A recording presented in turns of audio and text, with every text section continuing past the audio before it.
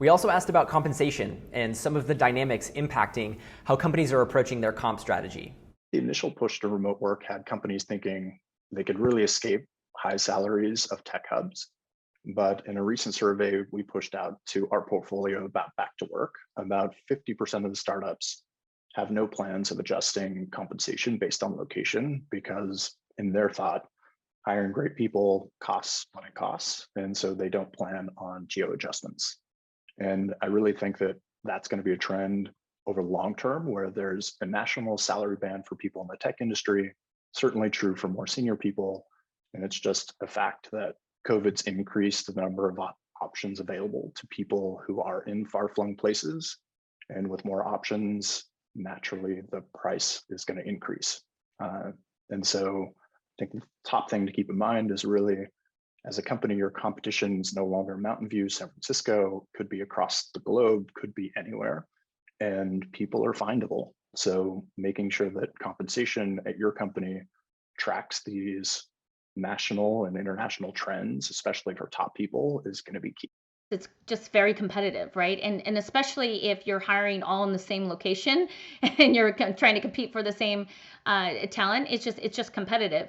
But I think when you go to different geographies, right, there's going to be compensation that matches that geography as well. So I think now where we have more flexible work or more remote work, you actually get to expand that pool to maybe where you had that talent in that location before. You didn't really tap that geography, right? It just didn't seem like the talent pool was there. But now everybody's like, wow, it's like this whole new light of realization where, gosh, I can go live in this other state across maybe 3-4 states over, and I could still work at this wonderful company.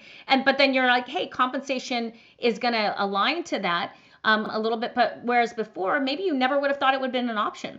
I know so many people that are actually moving and going, being closer to their families, even where maybe they moved away from their parents and now they're in this next phase of life where they're deciding to have children. They want to be closer, and when they never thought they could do that, and they're like, oh, I need to go, maybe to Silicon Valley. That's the only way that we can we can do this, right? And it's like now you can go across the state, United States, and see, and then across the world in some cases as well. So I think it's just opened up a ton of opportunity.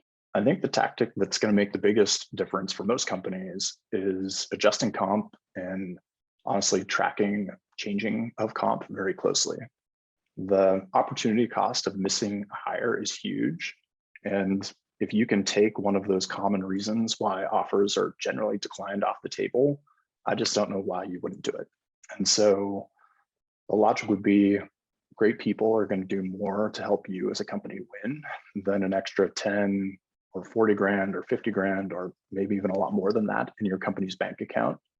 And so if that money isn't there helping you build a great product through hiring great people, I don't know what it's there for. And so use the fact that 80% of a company's P&L goes to paying salaries, and use the fact that those venture dollars are really around to help you employ people, build a great product, and grow. What I hope for is that you're going to be able to democratize more opportunity for people to get jobs. There's such a high demand. Whereas now that you've had it where it's more global, you're going to have people apply for jobs that maybe they didn't before, and then people are going to be compensated in their new role or their new function. And then if you add the perspective of focusing on skill-based hiring, where it's not just like you went to that pedigree school in that state and that was the only way that you can get that job. Now it's like maybe it doesn't matter where you went to school. School is very, very important. Don't get me wrong, but there's other ways to assess talent, and there's other ways to then get compensated for that particular job. So if anything, I think the net is going to be casted wider, and that people will have more opportunity, and that is really what it's all about. And it's not just this narrow check boxes where only a certain set of society can go for after these jobs. Now it's like a lot larger a net that's been casted where there's a lot of more opportunity, and a lot of people, and it's great for the industry. It's great for recruiters to now be able to find those people and be able to find them all over the place. As I mentioned before, I think there's going to be more of a national market for what an engineer happens to get paid.